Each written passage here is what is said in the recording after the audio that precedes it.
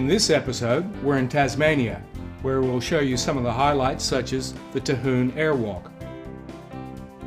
And then it's off to see the historic jail and convict settlements at Port Arthur. And then we take a trip inland to the historic township of Richmond.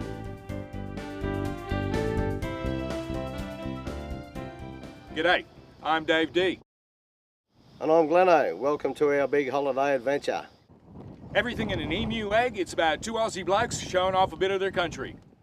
We'll show you some great holiday locations that are hotter than an Aussie meat pie.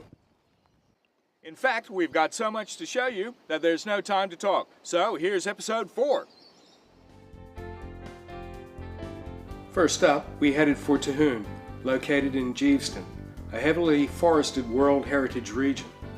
From Hobart, we took the Huon Highway and Arve Road to get there in about 1.5 hours. Typical of Tasmania, it was a windy but scenic forested road trip.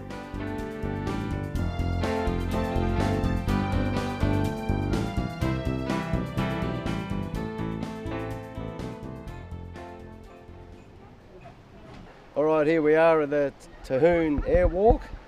For all those nature lovers, we'll take you on a little view of some very, very interesting spots. Here's our guide, Martin. He'll give us some great information and a bit of a spiel, mate. So here we go. Absolutely. Well, look, guys, welcome to Terhune. Terhune is believed to mean tranquil place by water. Right. So when there's not loads of kids running around, it's fairly tranquil. But we're here right at the gateway of the World Heritage Area, which is a very, very important place in the whole of the world. It's a UNESCO World Heritage rated area, and it's one of the highest rated areas in the entire world. Very, very important place. We're starting here at the bridge over the Huon River, fourth longest river in Tasmania. A fantastic watercourse, very wide, but it is quite shallow. Generally runs between 20 and 30 centimetres deep, but the water is very, very dark. It's stained dark by the tannins that are released from the vegetation, and it gives it a lovely dark colour. Some of the most beautiful clean water you can drink, but it comes out a very nice shade of brown. For anybody who loves fishing, fly fishing here, absolutely amazing. Sensational. I've got to have a go at that. We've got to have a go at that. Freshwater trout come out plentiful. They are about that big and gorgeous. So lovely. A great haven for fly fishing. Right, lovely. As soon as Martin had told Glenn about the fishing, he started to drool, so he had to check out the river. But he didn't have his fishing rod, so it was just wishful thinking.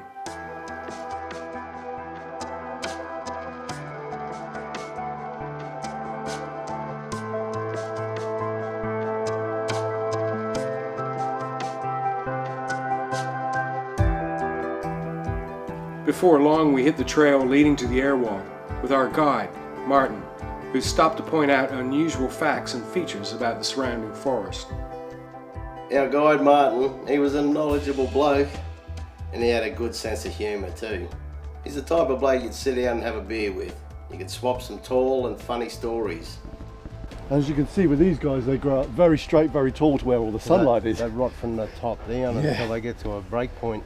And bang, down it comes. Right. And there is literally no other way of noticing that this tree is infected. So first thing you know, you have a tree landing on you. Right. So they suffer from? What's the disease? It's a bacterial infection. It starts at the crown of the tree, works its way down, and it promotes a lot of water ingress, so the tree rots from the inside out.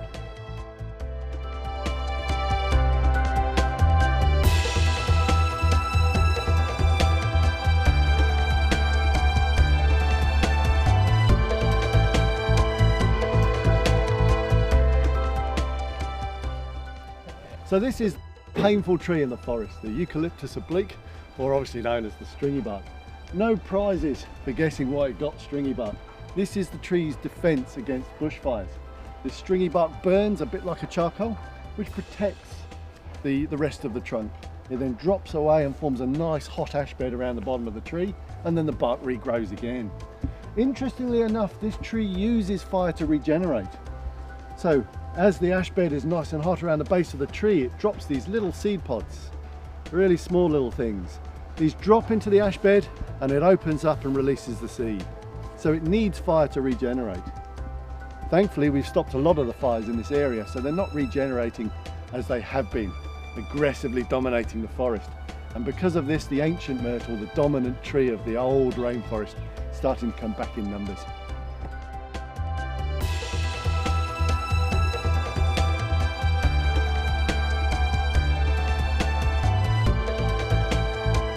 Here we are in front of Nana. Martin, what's the story with this one? Well, Nana was a fairly old stringy buck that unfortunately has succumbed to that bacterial infection that we were talking about. Base of the tree somewhere up there, and the apex was about 4 to 5 times this height. So you can see down through the length of the tree she's completely and utterly rotten. So the infection started at the top, worked its way down, promoted a lot of water ingress, and she rotted. And the first thing we knew about it was when we came up here one day and she was lying over the track. You can imagine the size of her. So we actually had to bring her down the final part, and just this section alone, when it hit the forest floor, everything on the floor lifted up about 6 inches before gradually settling down. A tremendous amount of wood. But you can see here this whole section of good wood fell away, exposing that rotten centre. And this is why the stringy buck is such a difficult tree to manage.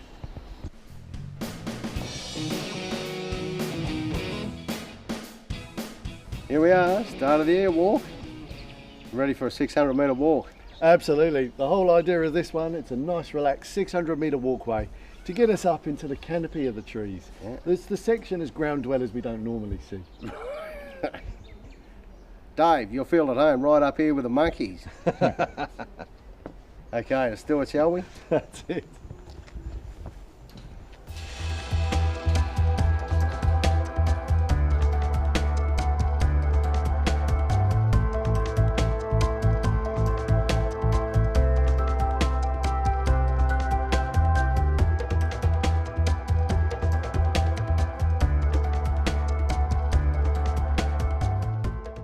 Back in the early 1800s, the population here, the introduced population from the UK, used to make this as a cup of tea because there were only 2 drinks, hot water and cold water.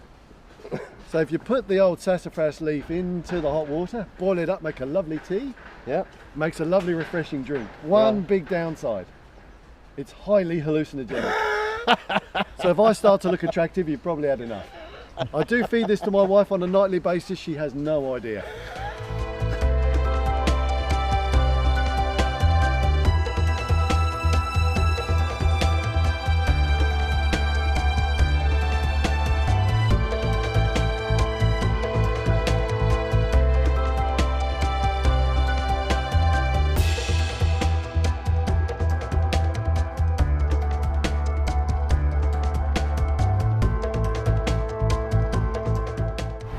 An old tree that was threatening the security of the airwalk, so we had to bring it down, but unfortunately it's very late in the day, so we had to chop the top half down.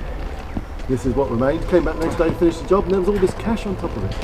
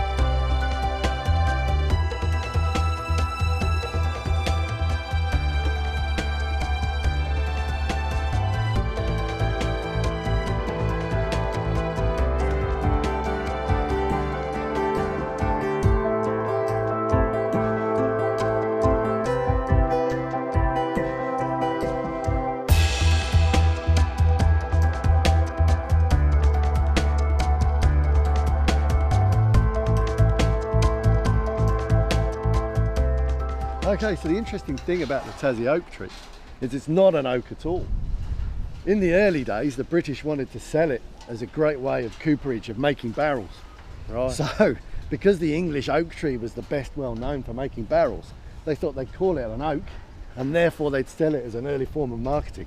Aha. And that's how it became known as a Tassie oak tree, but it's purely just a gum tree that's reached a certain age. If you suffer from acrophobia and have a fear of heights, then this is not for you. Most of the time we were 4 to 6 stories in the air, high up in the tree canopy. The pinnacle of the airwalk ends very high up, with a sensational view overlooking the Huon River. After the skywalk, we headed back to the river to discuss one of Glenn's favourite pastimes. You guessed it, fishing. Oh, the fishing. It's honestly so easy, even I can catch fish. Funnily enough, these rivers are some of the best fly fishing rivers in the world, and I was told that by a Canadian fly fishing instructor, who apparently is a big person on all of this. So fly fishing here is probably the best way to go about it. Yeah. We have so many freshwater trout in here, it's literally ridiculous. So all you need to do is cast your line in, just get it over the rock shelf in the frothy bit where the food collects, and you'll get one every time. Yeah, guaranteed. Guaranteed. Martin guarantees that. You've heard that, people? It's a Guaranteed. guaranteed must do. If you can't catch a fish here, then it's time to give it up and play golf.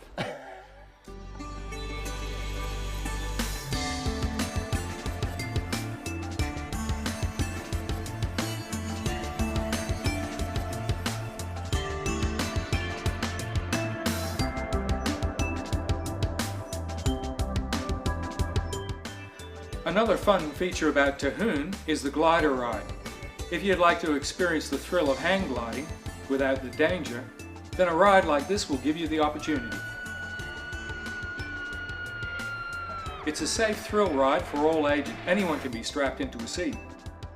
All right, mate, you're all strapped in, ready to go. You know why they strap you in, don't you? Makes it easier for the ambulance man to find the body. You're tough. You can handle this ride, can't you? Ah, too easy. Here we go. Let's do it. All right, mate. Away we go. I decided to test it out on Glenn first, just to be sure though.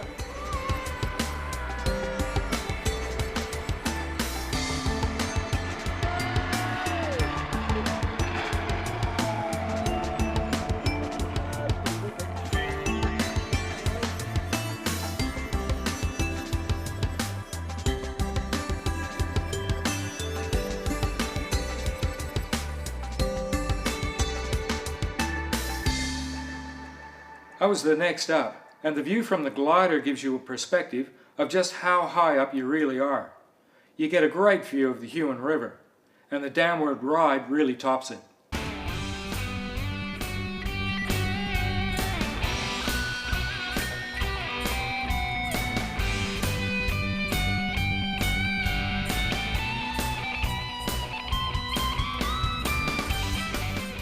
From the glider, you get a great view of the surrounding Terhune Forest, in which, incidentally, is growing the tallest hardwood tree in the world.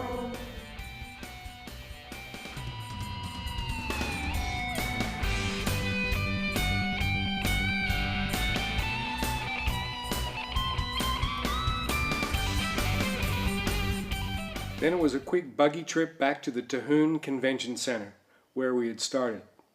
It was a great day, and we were two happy little Vegemites for having the experience. And if no one is scared of heights, it'll be a bonza time for you and the family.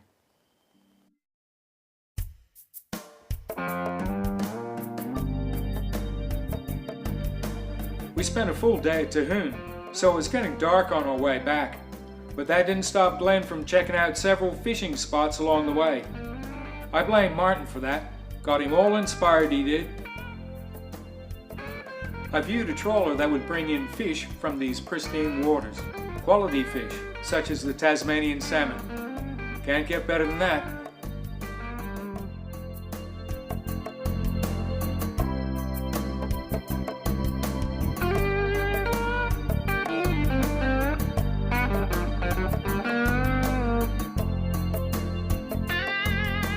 Hey Glenn, come on up, pull up a rock, make yourself comfortable.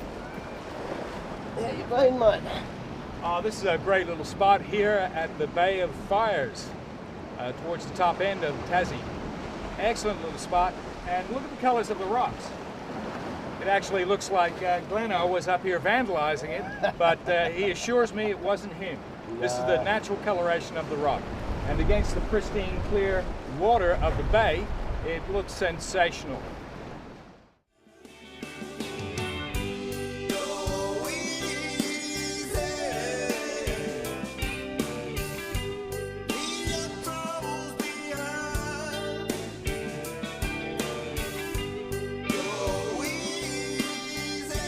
Located in a beautiful part of Tasmania's east coast is the Bay of Fires, which stretches over 50 kilometres from Bennelong Bay in the south to Eddystone Point in the north. Named by Lonely Planet as one of the hottest travel destinations in the world, it is widely regarded as one of the most beautiful places in Australia. You can walk for miles along ultra-white coral sand beaches, swim in the crystal clear oceans, or engage in other aquatic activities, like fishing. The Bay of Fires is easily accessible from St. Helens or Bennelong Bay, for those who'd like to stay, that is, like me. Port Arthur is a small town and former convict settlement on the Tasman Peninsula with a rather sordid history. It's open to tourists and sightseers and is a great place to take the entire family. On the way to Port Arthur, there are lots of interesting rock formations in the Tasman National Park, and they're just off from the main highway. Very convenient to see. Nearby Port Arthur is also the Tasmanian Devil Park. Well, no trip to Tasmania would be complete without a trip to the historic site Port Arthur, the original convict settlement, which is famous, or infamous if you like, in the history of Tasmania. Here you can spend a full day touring all the historic sites, as well as taking a cruise if you wish. It's a great location for family and friends to spend. So we've got a couple of pictures to show you. Hope you enjoy it. Put it on your list. Tasmania was originally named Van Diemen's Land and was settled by the British as a penal colony in 1803. The name was changed to Tasmania when convict transportation stopped in 1853. We started our exploration of Port Arthur by taking a cruise around the bay to give us an idea of what those early settlers and convicts would have seen when they were entering the port. A new land, a new home, never to return from where they once came.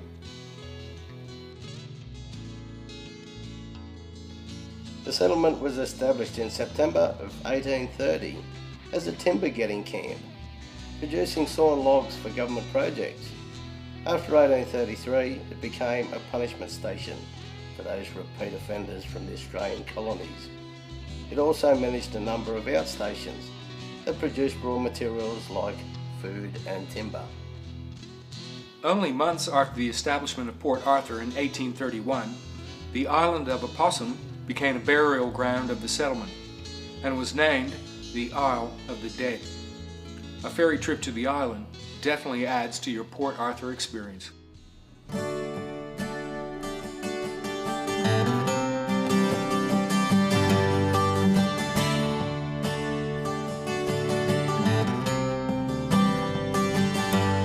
In the year of 1770, the English flag was raised. Captain Cook of the Endeavour wrote Australia's first page. Oh, what a beautiful sight to behold, mountains of green and beaches of gold, an island so big they had never seen, with plants and animals to show the Queen and the Aboriginals on the shore. Had never seen their likes before, their ghostly ship and pale white skin, uniforms that they were in.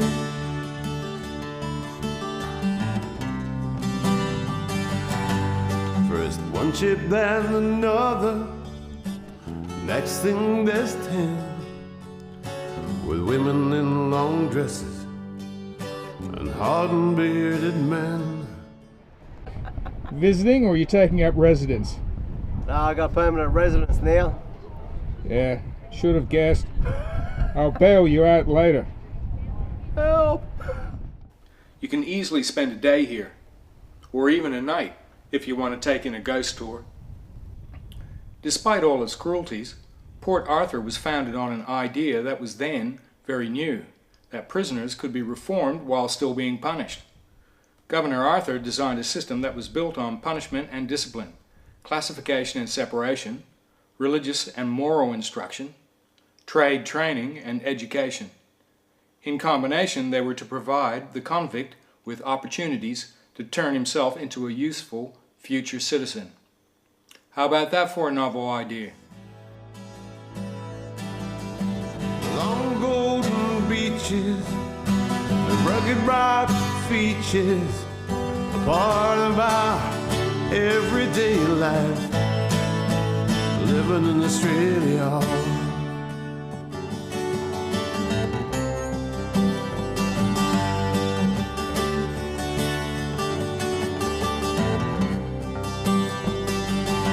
And it's that same southern wind that blew James Cook home. That is the southerly buster that you and I know. And unmarked graves lies the mortal remains of those hard-working people from the early days. So spare a thought for the convict who never made it home, lost at sea or in slavery in the name of the throne. Raise a glass for the women, the captain and his crew. Never forget what the Aborigines did for me and you. Australia, we're living in Australia.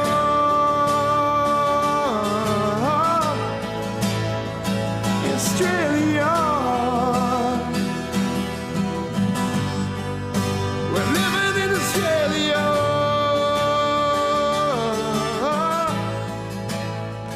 Australia. By 1840, over 2,000 convicts, soldiers, and free officers and their families lived here. It had become a major industrial settlement that produced shoes, ships, clothing, bells, and furniture. Now, there were 300 female convicts that decided to moon the governor of Tasmania during a chapel service in 1832. How about that? Now, of course, for those of you who don't know what mooning is, that's where you bare your bottom or your derriere at people who are passing by. Probably caused a riot. Awesome.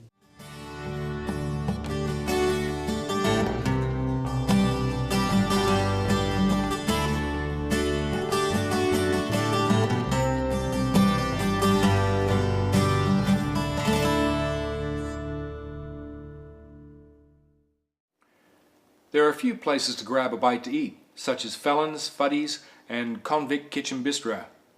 We actually ate our lunch on a bench in the garden. Very pleasant on a perfect day.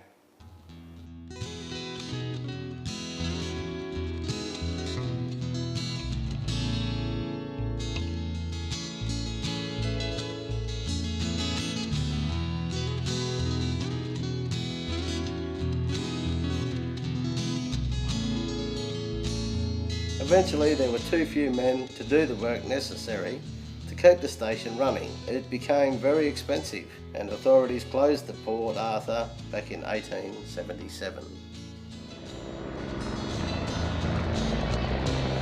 Helicopter rides are also available for a more comprehensive and extensive view of the port and its surrounding areas. Oh, here we are. We finally made it after hours of walking. Little house of Dave's grandparents. It's actually the house where Dave grew up. He was born in there. Actually, I think he was born in the tank around the back under the tin, but we won't tell anyone about that. Quaint little cottage, isn't it? After one last look around, we hopped back in the car and traveled just a few kilometers up the road to our next venue. Now, we couldn't leave Tasmania without seeing a Tasmanian devil.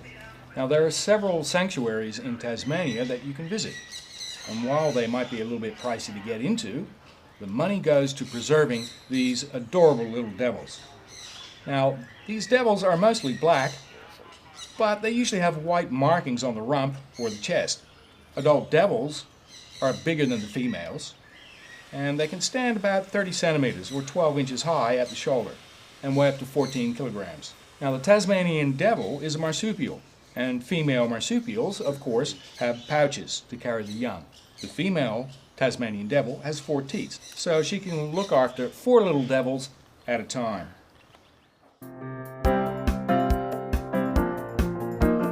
The next day we headed off through the scenic Tasmanian countryside to visit the historic town of Richmond. Today, Richmond is a great holiday location. It includes boutique shops, custom artisans, cafes and specialty shops that deal with local produce and unique regional and traditional recipes. Richmond officially began with the naming of the township in 1824. In just over a decade, the region grew to the 3rd largest population of the island. From the 1880s, as the town rapidly expanded, there was a burst of building requiring large numbers of convict labourers and additional labour on rural properties. This led to the construction of Richmond Jail in 1840. After all, what better way to keep the convicts in order than a stretch in a convenient local jail and a few lashes just to make sure. All right, Glenn, so what are you looking for? Ancestors, mate. Any of your ancestors thrown in there? Hey? Yeah, they'll be here somewhere. Hang on. Your name isn't on the list by any chance, is it? There's Miller's.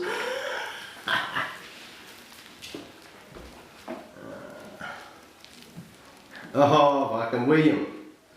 Uh-huh, a relation, eh? William Millard, there he was. Ah, naughty boy. So there we go. William, eh? The evidence is clear. Convicts rule!